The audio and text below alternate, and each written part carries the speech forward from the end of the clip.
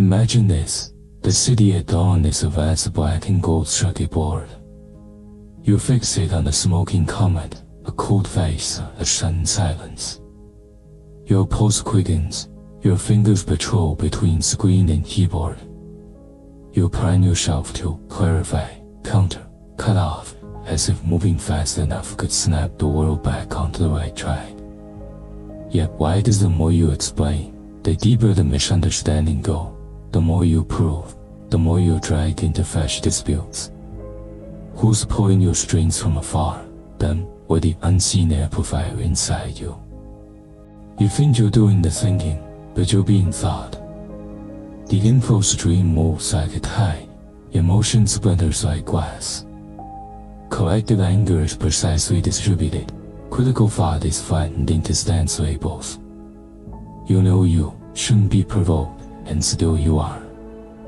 You blame malice in others, but it's closer to an echo of your shadow. Jung says what cuts deepest is often the part of you refuse to own. And Nietzsche. He warns against becoming a reactive life, where every judgment is just a response to someone else's gaze. The Stoics mark the line between the controllable and the not, so why do you keep sprinting outside the line? Is the crowd getting duller, or have you been trained by the crowd's short breath to breathe ever shorter? The harsher truth, you're not inflamed by a person so much as by a system that forces reaction. You think you're guarding your dignity, but you're really just collecting the next impulse in the algorithmic arena. How, then, do you become the one who is never angered or rattled by anyone? The answer isn't a sharper counterpunch, it's a deeper sovereignty. But where does sovereignty grow? If you can lift your eyes from the screen for one moment and descend with me into the darker layer, we'll open the case and examine the gears of this anger machine, from its psychological roots to its philosophical bedrock. At the root, the reason anyone can ignite you so easily isn't that they're terrible, it's that you're searching outside for an inner order. Jung reminds us, what you push beneath the threshold of consciousness, that is shadow, doesn't vanish, it returns as projection. The offense you spot in others is often your disowned self crying out. So you deploy ever more forceful self-defense to plug the shadow, and only amplify it. The more you try to prove your innocence, the more you advertise that you're letting yourself be defined. Then turn off the screen and make one small move. Reserve your first 90-minute block for deep work today. Send your first boundary one-liner to the person who needs it. Record your first entry in facts, interpretation, action on paper. After 7 straight days of this, you'll understand. No one can make you angry. Never meant they stop trying. It means you finally stop leaving the key in someone else's hand. Frame the ending as a single shot. In the dark palette, you reach out, brush the salt crust from the helm, trim the lines, and the fine thread of horizon lifts from the sea. It isn't that the storm has ceased, it's that you have chosen a bearing. Now give yourself a first article of the personal constitution and write it down. When I'm triggered, I press the 3-second pause. When I'm misunderstood, I let it live for 24 hours. When I'm summoned, I appear only by my values. Real strength has never met emotions without waves. It means having a shore when the waves come. When you carve out the gap, reason and courage arrive on time. When you live by your own clock, the world's chimes become distant bells. You stop petitioning the outside for permission to be worthy. You grant permission to yourself in action, and prove yourself by consistency. Over time, other people's anger will find no fuel in you, and the crowd's noise will fail to penetrate your hull, not because they shrink, but because you thicken. When you truly bite down on this law, the world changes quietly. Provocations still arrive, misunderstandings still come, the crowd still shouts, but you're no longer the background track they can switch at will. You allow a misunderstanding to live for 24 hours. You delay the counterpunch until daylight. You trade, I must prove myself now, for I'll steady my sail trim first.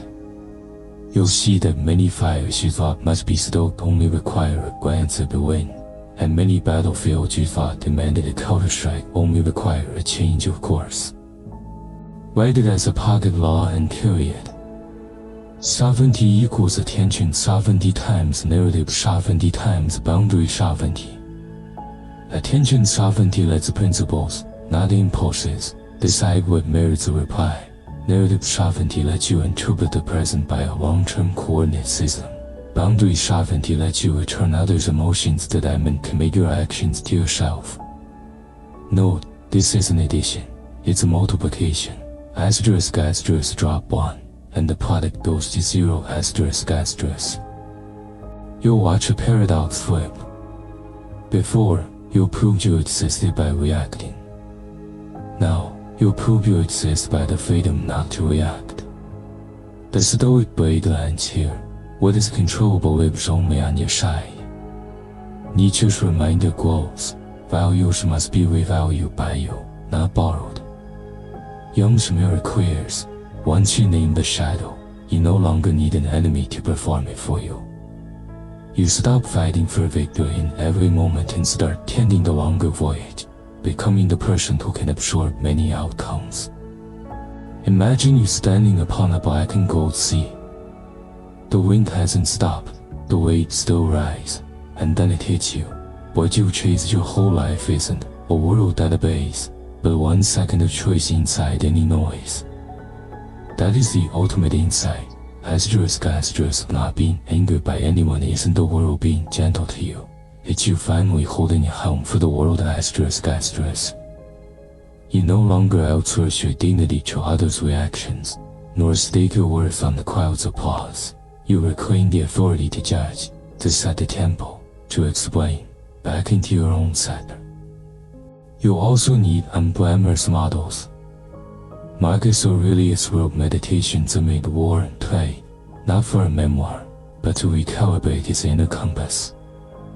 Viktor Frankl held on to meaning as the last freedom in an extreme situation. Carl Sagan kept the evidence and falsifiability in a loud public square.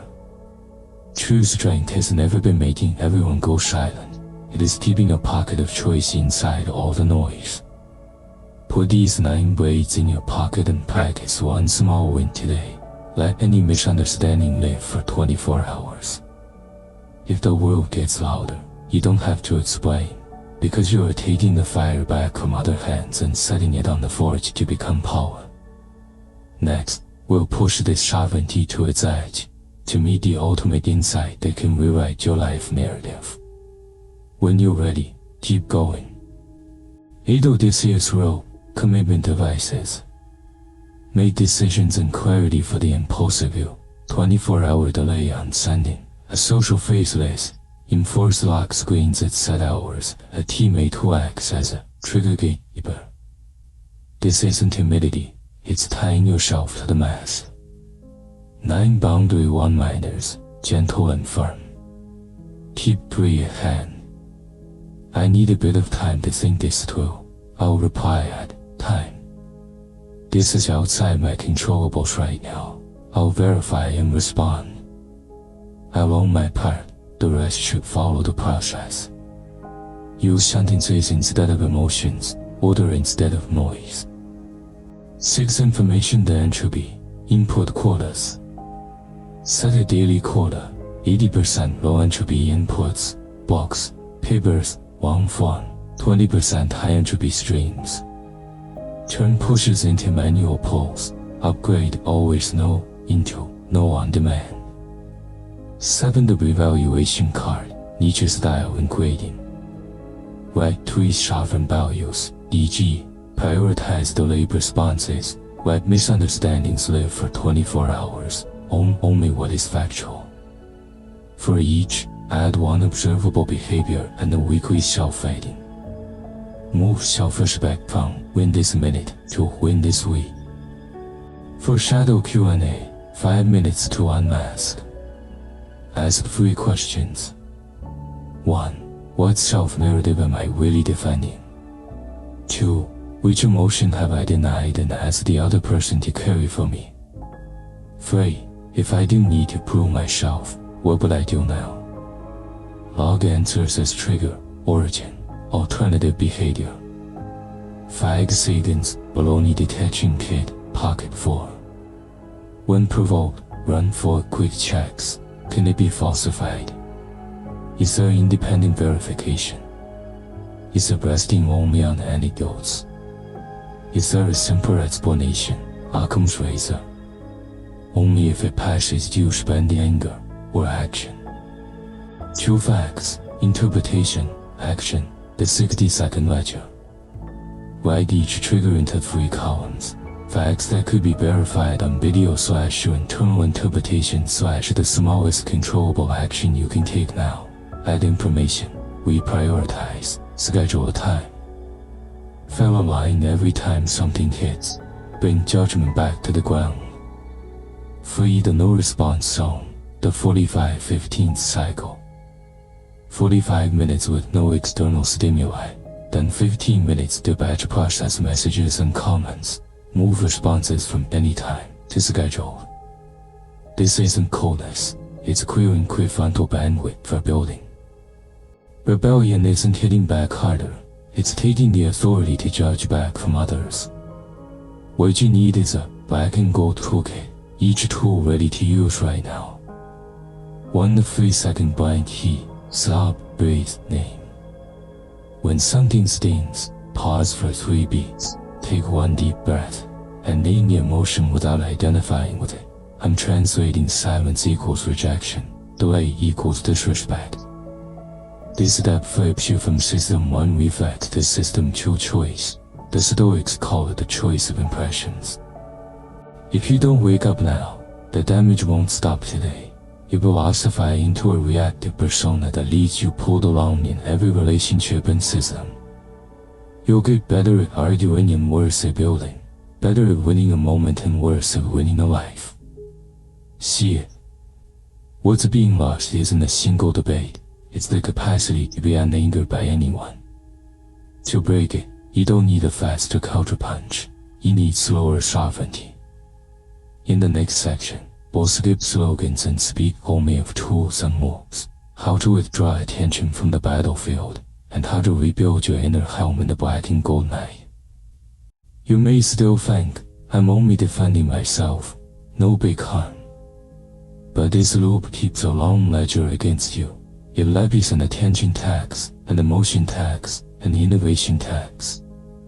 The attention tax makes you pay your golden hours to outside motion. The emotion tax charges compound interest on every stray gust of feeling.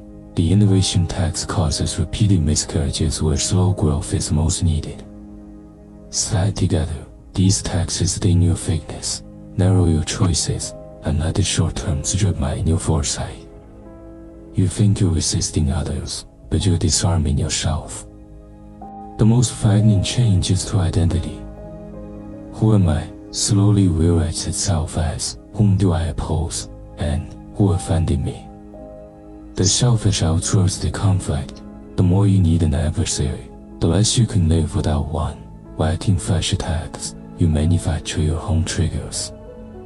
Over time, what you call vigilance is really learned tension. You feel alive only in confrontation, awake only in anger. By then, even if the world falls quiet, you'll instinctively hunt for the next noise, because you have nowhere to place yourself in silence. At the social scale, the climate is colder. In high-speed networks, group emotion is industrially distilled. Anger and side-taking become the cheapest forms of solidarity. You think you're pursuing justice, but often you're just digesting collective anxiety. You think you're defending truth, but you're performing a stance. Critical thinking is replaced by instant positioning. Skepticism is misread as betrayal. Each controversy demands quicker reaction and a harder pulse, until slow discernment goes extinct. As public space collapses into labels and confrontation, the temperature drops and the volume rises. Complex problems get hijacked by simple fixes, and the patient repair work no one applauds is left untouched. In working creation, the consequences are like chronic anemia. Frequent micro-responses trade prefrontal bandwidth for instant rewards. You start preferring shallow tasks that win quick praise and avoiding deep work that needs long gestation. Attention becomes a golden reservoir with no valve, siphoned by every urgent but unimportant tool. 6 months on, you realize you produced a lot yet achieved little. Tasks got finished, but the work never grew a spine. At the organizational level, this breeds noise-based performance. Measurable bustle overwhelms unmeasurable depth, rewarding faster feedback and punishing slower thinking. Teams slowly forget who is building bridges and remember only who is shouting. On the level of relationships, the cost is even harder to see. You begin to practice attendance-style intimacy, measuring care by online status, reader sheet lag, reply density. You'll call it diligence, but it's really outsourcing trust to metrics. Slowly, you stop talking about real needs and boundaries and start scoring one another by process, on time or not, in place or not. Silence gets labeled cold, delay gets labeled disrespect, love becomes compliance, listening becomes confirmation.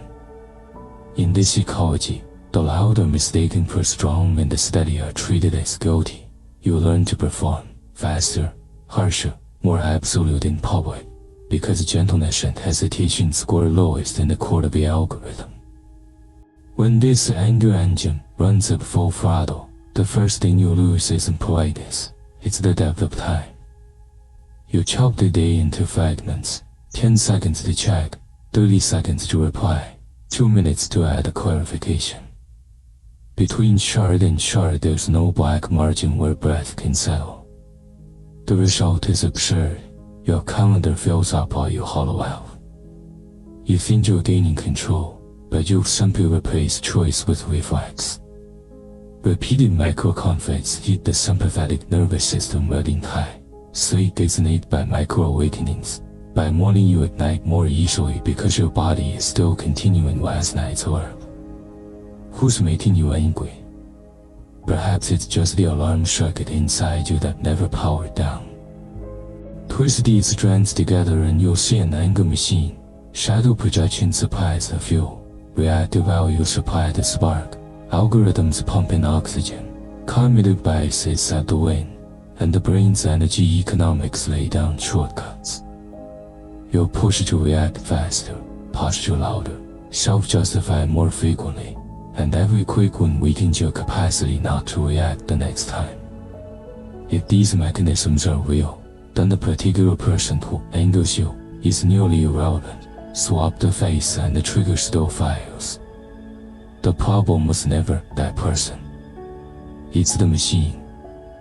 In the next section, we'll watch how that machine quietly taxes your time, relationships, and creativity, and why it keeps convincing you that one more counterpunch will finally set you free.